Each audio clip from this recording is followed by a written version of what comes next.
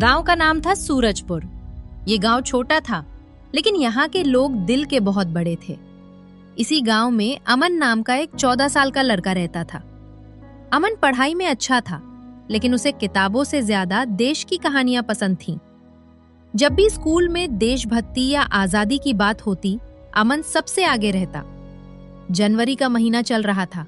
ठंडी हवा के साथ गांव में एक अलग ही उत्साह था, क्योंकि 26 जनवरी आने वाली थी। स्कूल में गणतंत्र दिवस की तैयारी जोरों पर थी। झंडारोहण, भाषण, नाटक और देशभक्ति गीत। एक दिन अमन ने अपने अध्यापक से पूछा, सर, 26 जनवरी को हम इतना खास क्यों मानते हैं? 15 अगस्त तो आजादी का दिन है, फिर 26 जनवरी क्यों? अध्यापक बोले, बहुत अच्छा सवाल है अमन। 26 जनवरी 1950 को हमारे देश में संविधान लागू हुआ। इसी दिन भारत सही मायनों में एक लोकतांत्रिक गणराज्य बना। ये बात अमन के दिल में बस गई। उसी शाम अमन अपने दादाजी के पास बैठा था। दादाजी स्वतंत्रता संग्राम के समय के किस्से सुनाया करते थे। अमन ने उनसे भी यही सवाल पूछा। बेटा, आजादी मिलना आसान नहीं था, लेकिन उससे भी मुश्किल था देश को सही रास्ते पर चलाना। इसलिए बाबा साहब डॉक्टर भीमराव अंबेडकर ने संविधान बनाया, ताकि हर इंसान को बराबरी, न्याय और आजादी मिले। दादाजी ने एक पुरानी किताब अमन को दी। अमन ने पहली बार उसे छुआ। उसे ऐसा लगा मानो वो किताब नहीं, बल्कि देश की आत्मा हो।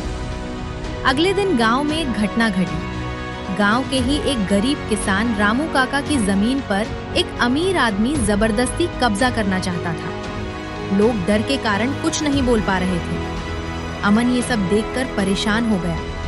उसने सोचा, अगर संविधान सबको बराबरी का हक देता है, तो रामू काका के साथ ये गलत क्यों? अमन ने हिम्मत करके स्कूल के अध्यापक और सरपंच को ये बात बताई। उसने संविधान में पढ़ी बात दोहराई।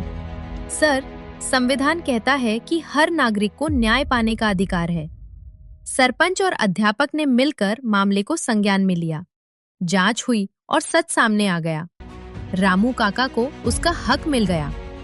रामू काका की आंखों में आंसू थे। बेटा, आज तुमने मुझे सिर्फ जमीन नहीं, सम्मान दिलाया है। आखिरकार 26 जनवरी आ गई। स्कूल के मैदान में तिरंगा लहरा रहा था। चारों तरफ देशभक्ति गीत गूंज रहे थे। इस बार अमन को भाषण देने का मौका मिला।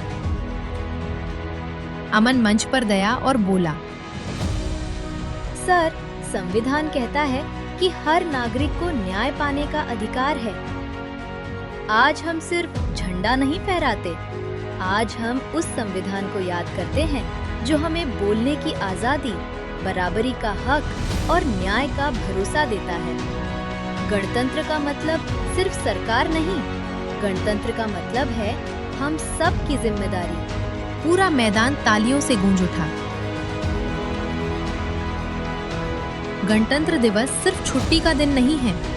संविधान हमें अधिकार देता है, लेकिन सही का साथ देना हमारी जिम्मेदारी है। देशभक्ति सिर्फ नारे लगाने से नहीं, सही और गलत के बीच खड़े होने से दिखती है।